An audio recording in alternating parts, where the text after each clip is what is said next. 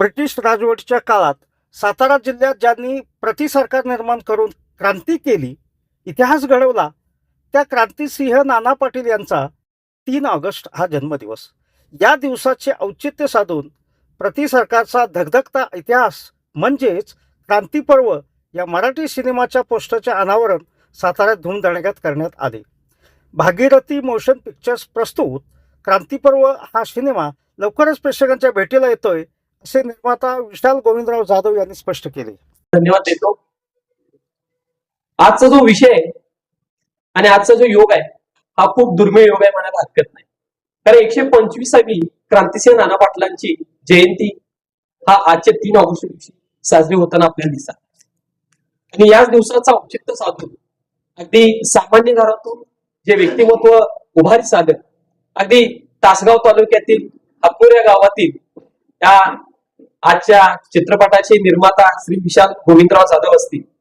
Sir, आपलं करावं तितकं कौतुक हे थोडं आहे.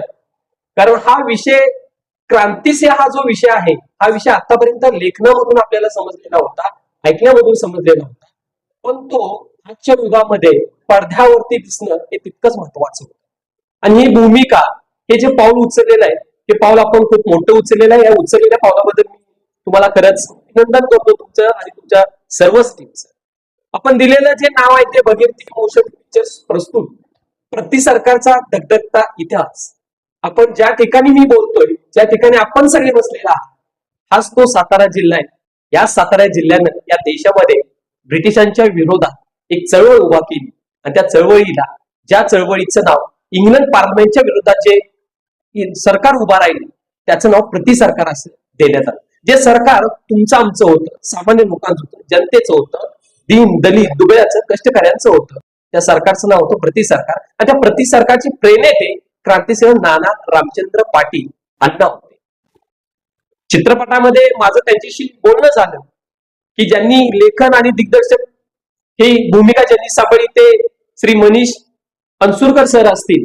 खरं तर माझं त्यांच्याशी बोलणं झाल्यानंतर त्यांनी सांगितलं की जेवढ्या बाबी घेता येतील तेवढ्या या चित्रपटामध्ये घेण्याचा प्रयत्न आम्ही केलेला आहे. की जो चित्रपट हा सामान्य लहानापासून थोरापर्यंत सगळ्यांना तो आवडेल, तो बघता यावा, तो इतिहास रोमांचकारी सगळ्यांना पाहता यावा.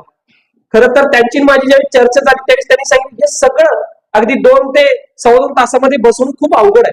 कारण हा इतिहासच एवढा मोठा आहे की हे कमी वेळामध्ये हे सगळं बसवणं ही मोठी जबाबदारी सर आपण पार पाडली. याबद्दल सुद्धा मी तुमचं अभिनंदन करतो.